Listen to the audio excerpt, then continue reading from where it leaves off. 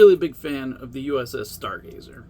More generally, I'm a fan of the Constellation class. I really like the Hathaway too, but the Stargazer is pretty special. There's around 20 years of history, most of which we don't really know, surrounding the early Starfleet career of Jean-Luc Picard on a deep space exploration mission. So I wanted to take the book Reunion for a spin and learn what I could about that missing time as told in the ever-shifting sands of beta canon. The reunion of the title is a happy one, at least at first. Many of the surviving members of Captain Picard's old crew are meeting up on the Enterprise. They've been called together by Captain Morgan, formerly a junior officer on the Stargazer. But now he's a Starfleet captain, and he's about to take his rightful place as the leader of his homeworld, which is called Da'av. So he's called together his old shipmates to be his honor guard as he ascends to the throne. Also, the Da'avit are sworn enemies of the Klingons, which seems to happen a lot in these books, where there's some small alien race you've never heard of that always seems to have a serious blood feud with the Klingons. The Klingons probably lose track of all the beefs they're in.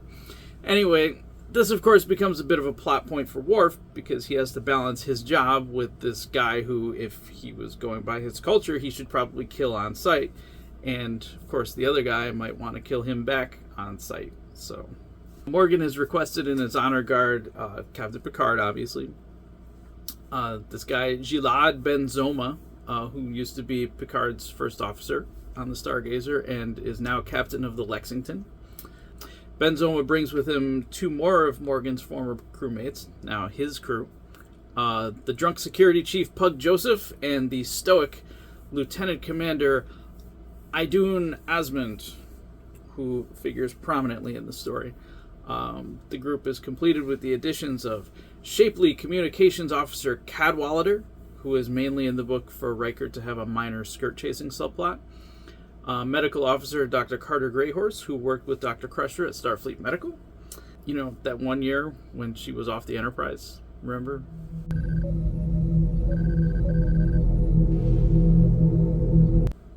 Remember?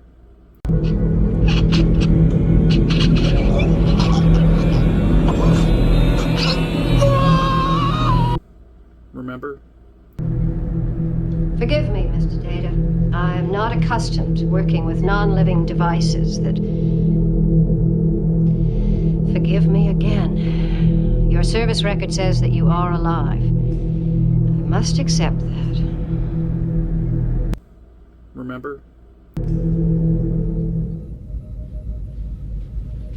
And engineer Figus Simonin, who is a Naelish. What is a Naelish? It is an alien too expensive to have been made for the show. That's what makes these books great. You can do that. So once the group is all together, it becomes clear that Asmund is the odd one out. Apparently she and her twin sister Gerda were rescued at an early age and raised by Klingons. They somehow made it into Starfleet, and they were posted together on the Stargazer. Remember how I said Klingons have beef with the Da'av? Well, one day Gerda, out of nowhere, tried to kill Morgan, and was almost successful. She went to Starfleet jail and died off-screen after she was released. Because of this history, Idun is an inconvenient memory of all of this. But as an olive branch, Morgan requested that Idun be in his honor guard anyways. She's uncomfortable. Everyone's uncomfortable. Morgan is even more uncomfortable when someone attacks him with a Klingon ceremonial knife. Idun is also uncomfortable because she is the prime suspect. Cadwallader is uncomfortable because someone put a hole in her side with a phaser during the second attempt on Morgan's life. Ben Zoma is uncomfortable when he gets stabbed many times in the chest by a Klingon ceremonial knife. And everyone on the ship is uncomfortable when the ship gets caught in a space tsunami that sends the Enterprise careening off at warp 9.5 directly into Romulan space. This last subplot, I think, may have been a bit too much.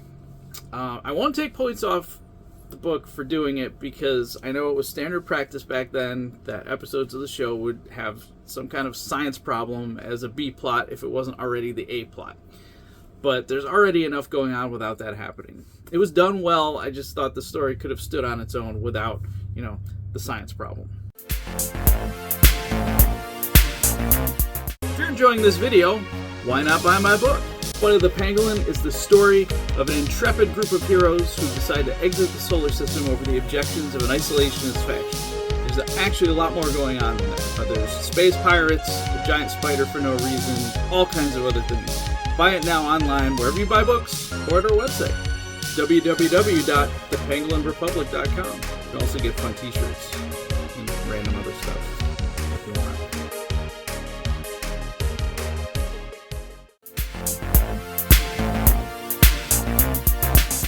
The whodunit mystery is just okay.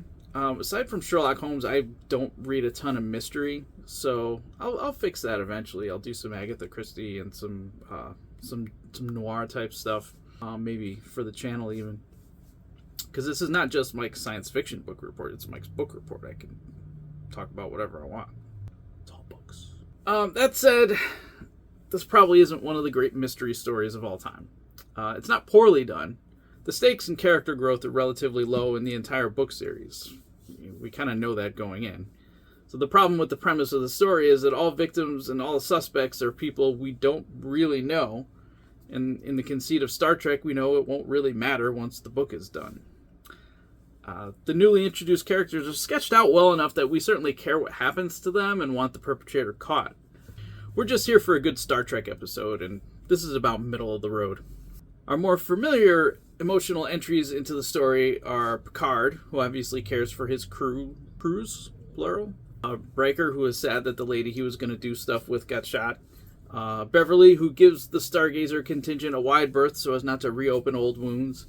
Wesley, who bonds a bit with Simonin over engineering stuff and is eager to learn anything he can about his dad.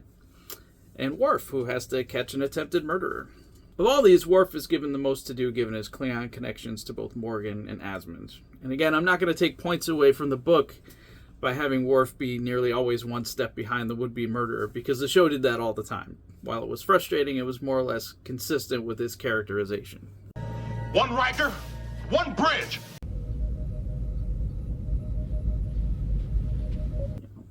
Until he got to Deep Space Nine. Deep Space Nine Worf is scientifically proven to be the best Worf. I yield. I cannot defeat this Klingon. All I can do is kill him.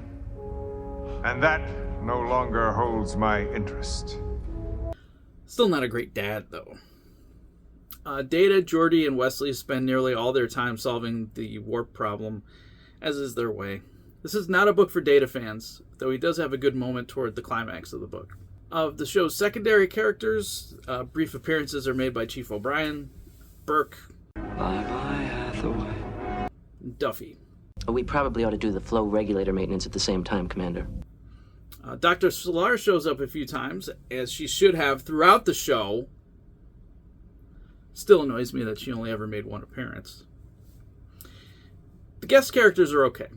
Morgan is a bit more nuanced than the typical honorable warrior type, though we don't get a ton of backstory on the Da'avit or their culture beyond what's relevant to the story, which is fine. The book series is littered with one-and-done aliens, as is the show, of course.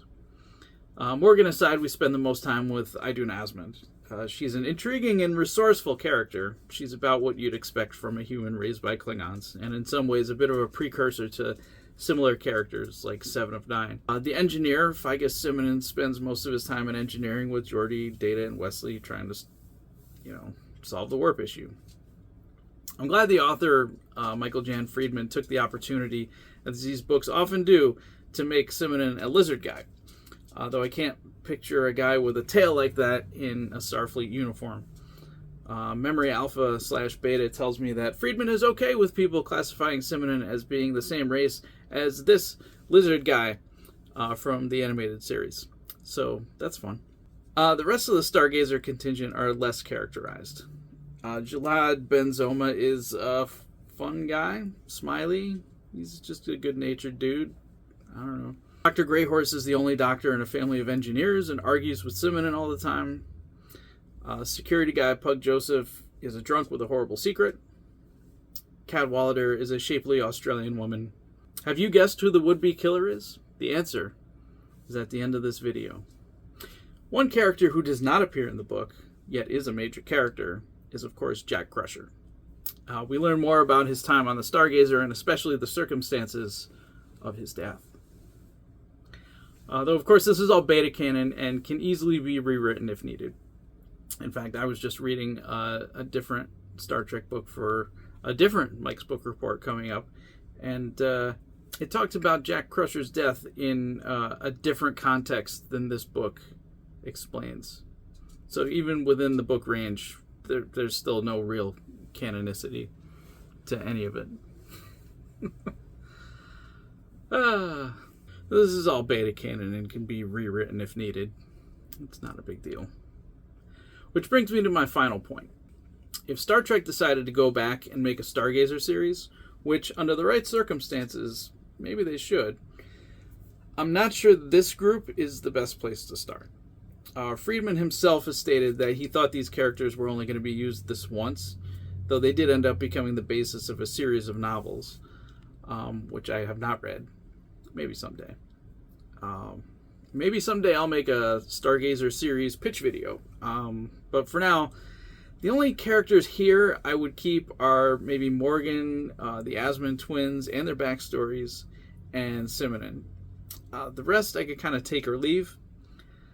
But more to the point, I think if we go back to one, we can probably come up with some more compelling characters. No shade on the author or even the characters. They just didn't have enough time to break out as interesting in the time they had. Overall, it was a good book. Not a fantastic book. It's not, going to blow anybody's socks off, but it was a fun time. If you're interested in revisiting the past a little bit with Picard's career, it's an interesting place to start. I would say if you are interested in the time between the Stargazer and the Enterprise, there's this book, The Buried Age, which I thought was terrible, and I'm not going to review it for Mike's Book Report, but I figured I'd bring it up. It does exist. I found it really annoying, actually. It's just a very annoying book.